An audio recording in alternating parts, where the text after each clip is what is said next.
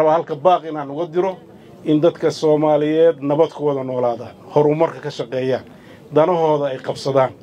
waxaan runtii dawladda Puntland ka go'an inay difaaceeda iyo nabadgelyadeeda ka shaqeyso horumarkan ay ka shaqeyso oo aanan la oran dagaal baa lagu jiraa ama difaac baa lagu jiraa labadaba inay si hareer ah u socdaan horumarkuna inuu socdo Soomaali inteeda kalena sidaas oo kale aan ku boorineynaa waxaan rajaynayaa khilaafaadka siyaasiga ah iyo khilaafaadka qabiilka ka dhaxeeya inuu sababin inay wiilal Soomaaliyeed ku dhintaan wada hadal baa lagu xallin karaa wixii dadka ka dhaxeeya in la joojiyo dirirta iyo dagaalada baayadan dambe soo noqdo meel kasta ka dhacaan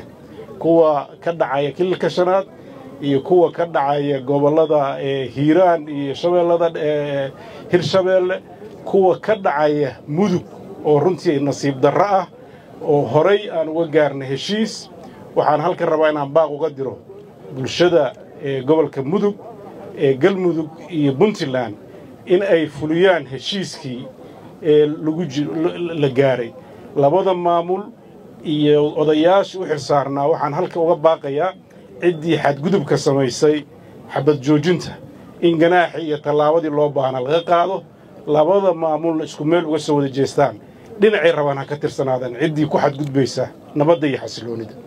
meelaha kalena waxaan rajaynaynaa in dadka caqliga leh iyo dawladuhu ama kuwa isteed ha noqdaan ama dawladda dhexe ay qayb ka qaato waxaan insha Allah baaqayga u dambeeyo ku soo celinayaa dawladda federaalku inay waayeel noqoto kala aragtiwaan siyaasadeed ay xabad ku xallin dadka Soomaaliyeed gogol u fidiso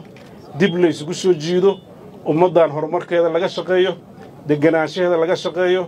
dadka Soomaaliyeed waxay u baahan yihiin nabad waxay u baahan yihiin caafimaad waxay u baahan yihiin tacliin waxay u baahan yihiin nolol degan waxay u baahan yihiin horumar uma baahna xabad iyo dirir iyo dagaal hantida ku baxda qoryaha iyo xabadaha la iibsanayo runtii waxay noqotay saylad dalkeena loo soo waarido hubka si iyagu isugu gumaadaan arrintaas waxaan ugu dirayaa baaq wax garadka meel kasta ay joogaan siyaasiyiinta odayaasha iyo cid walba mas'uul ah inay marxaladda dib u fiiriso siyaasaddu wadadeeda la mariyo nolosha kalena wadadeeda la mariyo